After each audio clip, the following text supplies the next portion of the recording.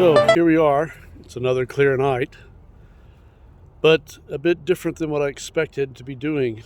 To give you a little bit of history, I had the RC out. I was going to do a video on collimating it, and I discovered that after I got everything on the RC to work, I didn't have enough counterweights.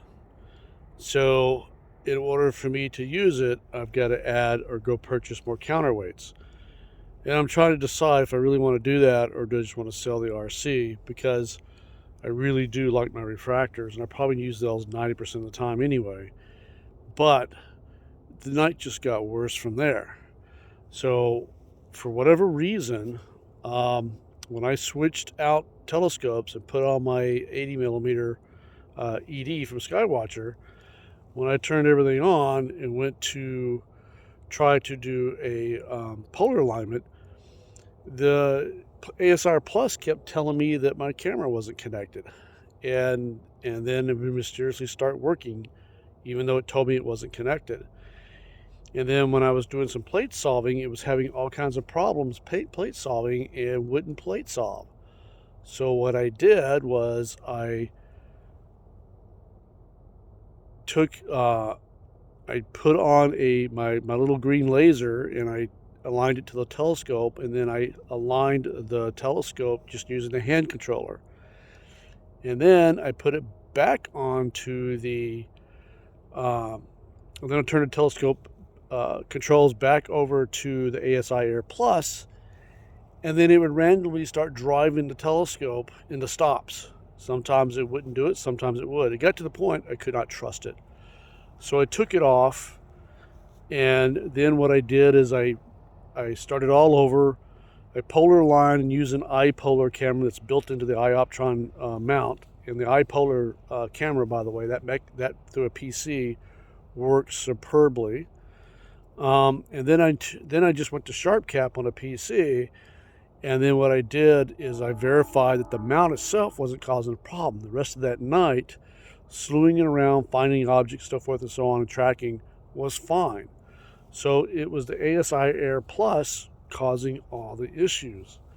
Now, it has had a firmware update since that, which was only a few nights ago. What I did is I connected it to my phone, and then it said firmware update right away. I updated the firmware. They have made some nice changes. They also included a planetarium program now embedded within their program, but I haven't had a chance to really play with it.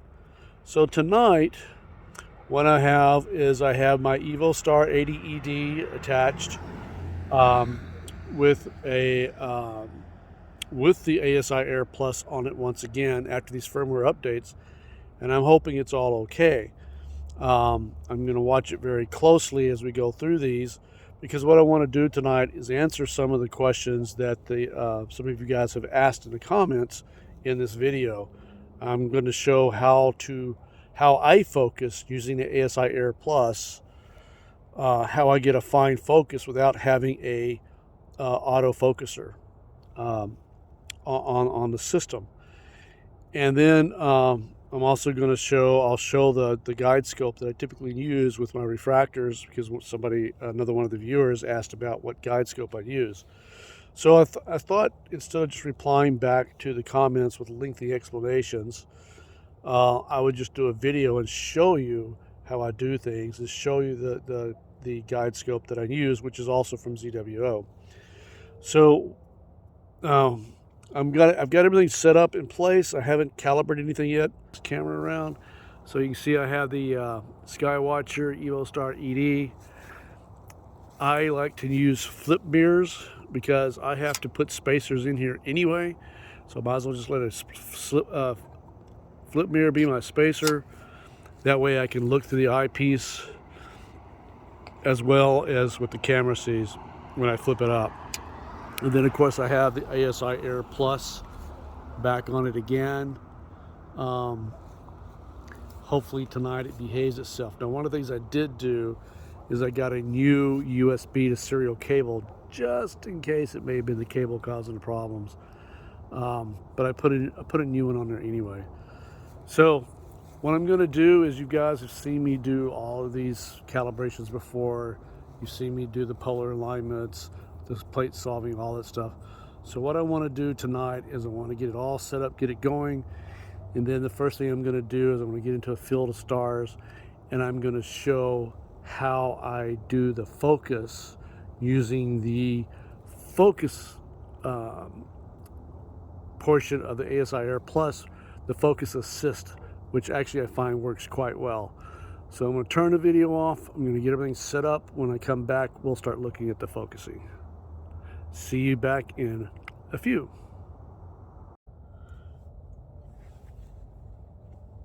Okay, we're back. I have done polar alignment. I've done plate solving. I'm on a field of stars. That's Arcticus you see there on the bright one in the middle. Tonight, with all the updates, the app had to be updated, the firmware had to be updated. With all the updates, everything's working fine. And there's been a lot of changes. If you notice on the screen, down here in the corner, there's something new. Press on that, and you get a planetarium, and it shows where the scope is pointing. And you can, as you can see, I can change my zoom. And there you go. Now there's all kinds of, apparently there's things I can change in here. I don't know, I've just seen this for the first time. I haven't read anything about it, and I'm not sure why I have the red versus the blue. I'm not quite sure what's going on with that. I'll have to try to find out, read up and find out what's going on. But this is actually a good thing to add, because now I should be able, maybe I can find some things that are, well, let's see. What is this here? M3. Let's see, center, align, go object. Well, let's see what it does. And the scope's moving. All right. So essentially they're emulating what I can do with Sky Safari with like my Ioptron ASIair Pro. It links straight to Sky Safari. I touch things on my phone, and it drives the scope there automatically. Whereas this is now doing it off their own planetarium that's contained within their ASIair firmware. That's actually pretty darn nice. Now let's go back to Arcturus.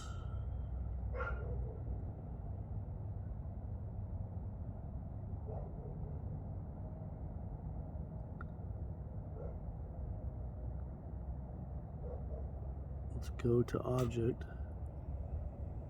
Okay, so the blue is the telescope moving. The red is the software centering.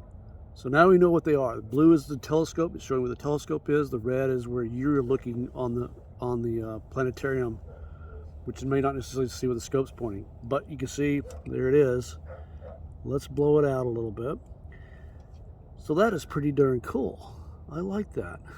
I'm going to have to play around with that quite a bit. Now let's see, how do you get out of this? So back arrow here. Now we're back to what the camera is actually seeing. That is a nice add. Now see down here, we also have what's called tools. Crosshair, annotate, detect star. Well, that's really interesting. That's what detect a star means. Average star size, 2.39. You can use that for focusing.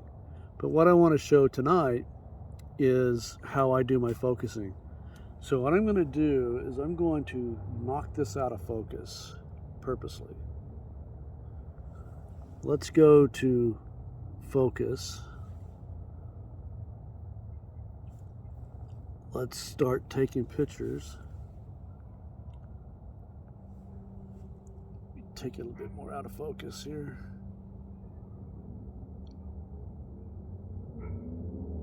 Okay.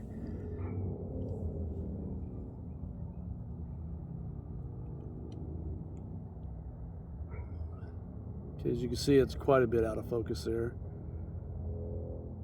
Take it. So you can see like these stars up here, these are all out of focus. So here's how I do my focusing. You notice I have this square I can move around with the plus. So you don't want to focus on a really bright star like Arcticus. What you want to do is go to a fainter star. We're going to put this square on it. We're going to hit that plus. It's going to put that star, and what it's going to do is going to show you the star size. And what I do is I go by the top one. The top one says lower value is better. So as I focus, let me bring it in, start bringing it in. And you got to let it settle. Take your hands off of it, let it settle, because your hand's going to make it shake and the star's going to look good. Now you see my numbers down to 6.1, 5.9. Let's see if we can get it down a little bit further. And we're down to 3.9, 3.2, 3.3. Let it settle a little bit. And the atmosphere is going to play a role in this too. The atmosphere, depending on what it's doing, can make these numbers jump around. So you just want to try to average the less you can. So let's go down, see if we can get it down some more. So we just tweak it, my 10-to-1, we'll tweak it. Oh, we jumped up. So I was down pretty low already. So let's go back the other direction.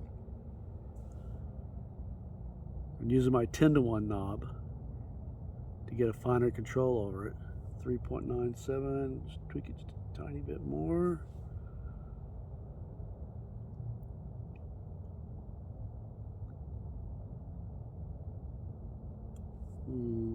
Looks like the 3's about as good as we're gonna get.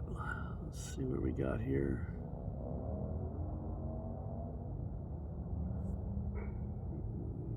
Go back forward just a little bit.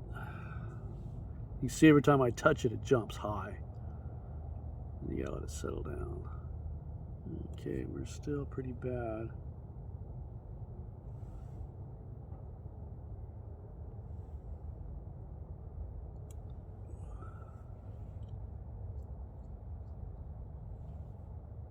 I'm purposely going the other direction, so it's gonna look high for a bit. There we go.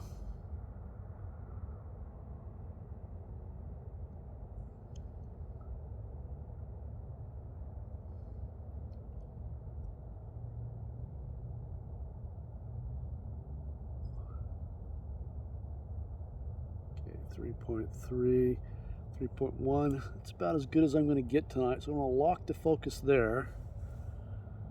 Let it settle back down. Make sure it didn't shift. And once we think that's as good as we can get, we come out of this and we check our focus. It looks pretty good. Kind of hard to tell. The sharp, it's round. It's fairly sharp. You can see the other ones here.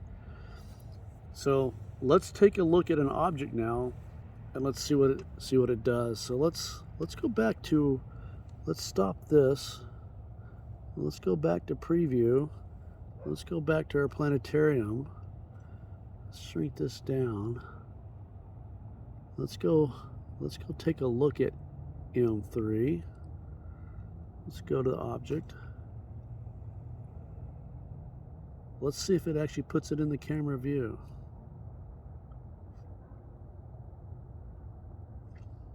Okay, let's go back. It's plate solving, it's validating.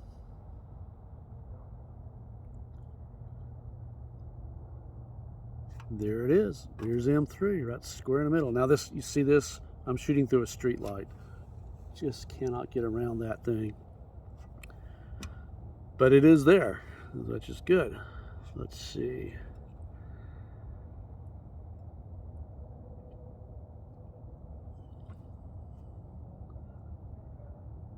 Let's see if I can try to make this a little. Here we go. Maybe that's a little better on the video. Here, let's try that. That looks good. So there's the M3. It's actually looking pretty good. Now, you can also go up here to the go-to. And for instance, here I can look here and I can go, let's say, let's go to M64. Black Eye Galaxy. Let's go to there. Okay, it's driving a telescope.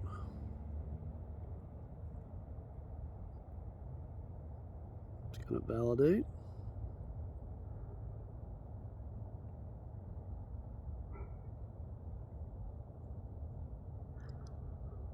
It's finished. Let's see what's there. There you can just start to see it again, shooting through the street light.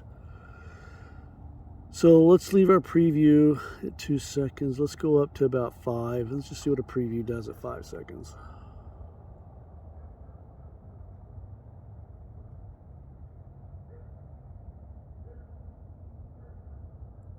So there's the galaxy, but I am shooting through a lot of light through that street lamp. I have to actually go completely opposite direction to look for something that's not in that street lamp. It is really, really bad. So let's see how good this is. Let's see if we can go. Let's see, how are we doing here? That's east. Let's go north, northeast. Let's get out of there a little bit. Let's see, can I see? Yeah. Let's see. M51. Let's go see if we can see that. It's a little 80 millimeter telescope shooting through a very bright street lamp.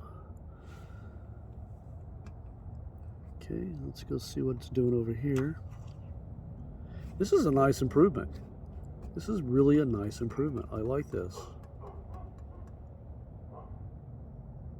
There it is. You can just barely start to see it. Let's give it 5 seconds on preview.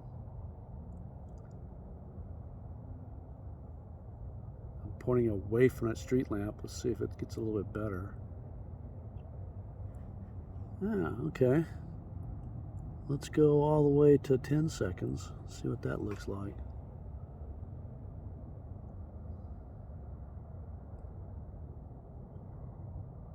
Now I have a UHC filter inside there. It's a Saboni. Not really sure how great it is, but you can start seeing some formation there. So let's go to 30 seconds and see if it'll still do okay. Let's see what one 30-second shot looks like.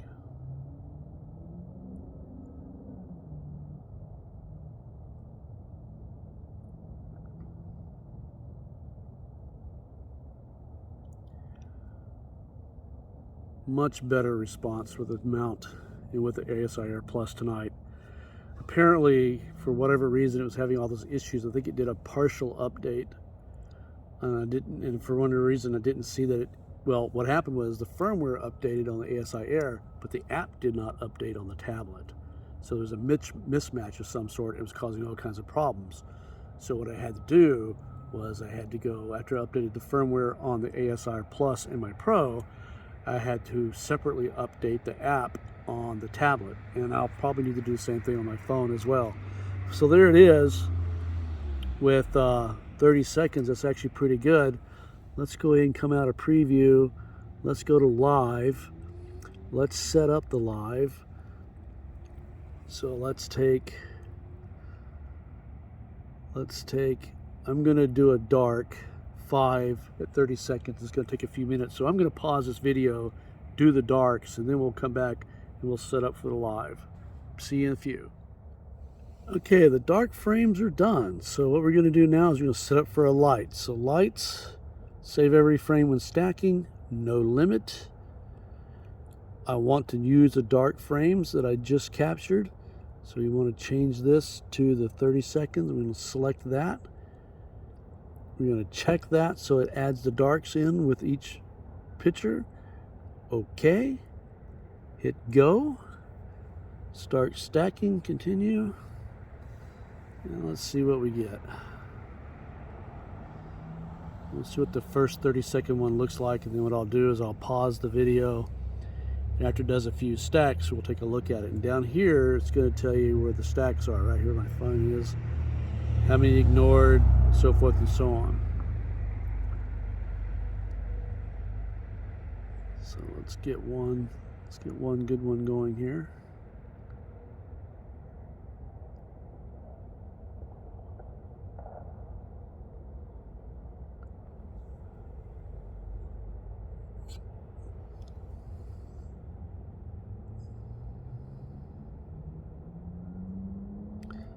Okay, this is what happens when you have a flip mirror. You forget to flip the mirror up.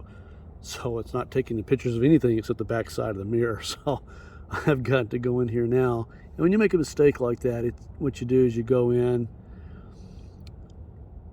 you cancel out, you go to your SD card, go to your, it's green here, shows that. You go to your image management, you go to your live, go to your light, click on this, so you bring up your selection, take your light, delete it.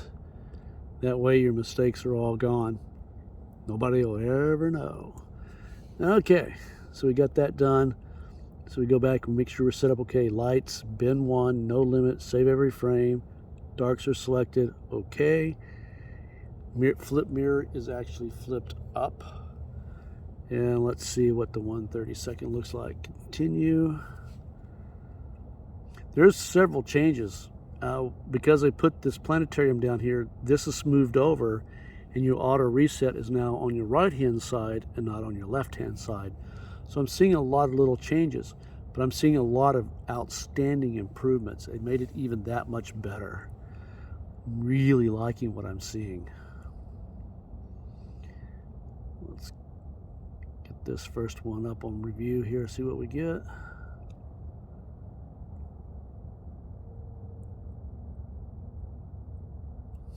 Star mismatch. What's going on? All right. Oh, you know what? Let's stop that. I bet you I know what happened. Give me a second.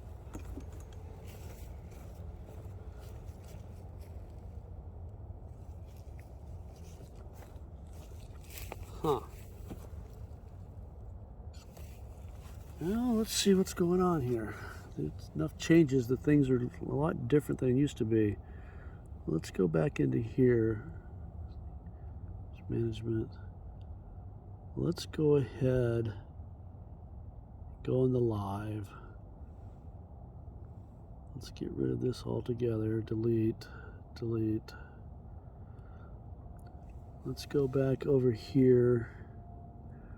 Let's go to preview. See, it used to give you a thing telling you wanted to stop. I didn't see it this time. Let's go back to live. Clear image, just clear it. Let's go back in here. Light, 30 seconds. Save every stack. Do my dark. Hit OK. Let's see what's going on here. Flip mirror is up.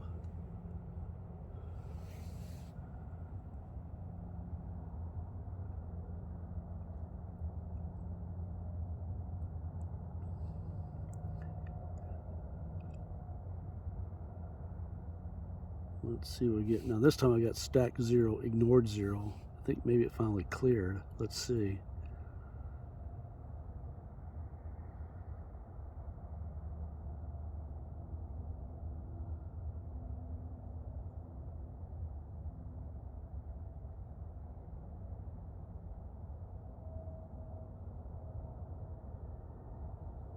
Stacked 1, but I don't see anything. Let's reset. Oh, it's loading. Okay, let's give it a second here.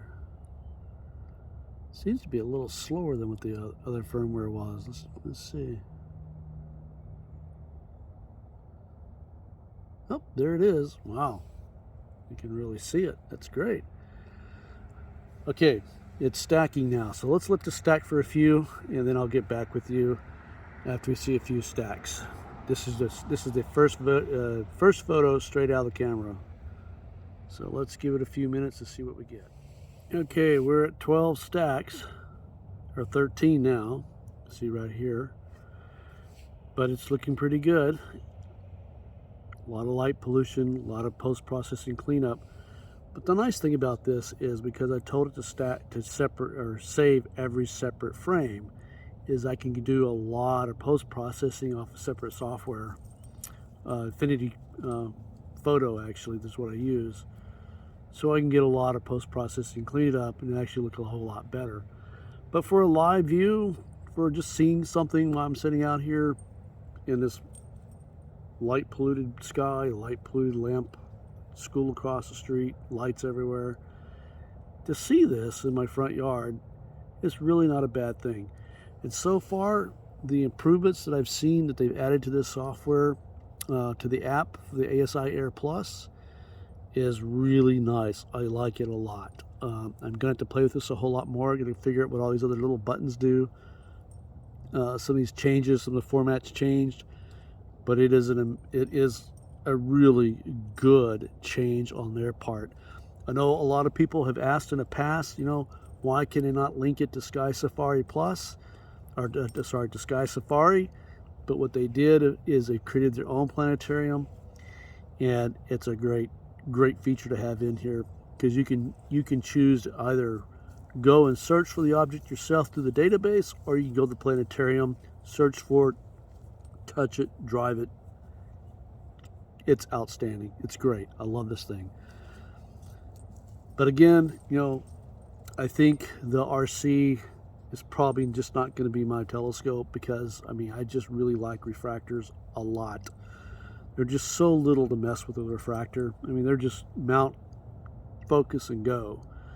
So I'm probably going to end up actually selling the RC. I apologize to everyone if maybe they were looking for me using that and showing some collimations and stuff, but I really don't think I just want to keep buying weights and to use it.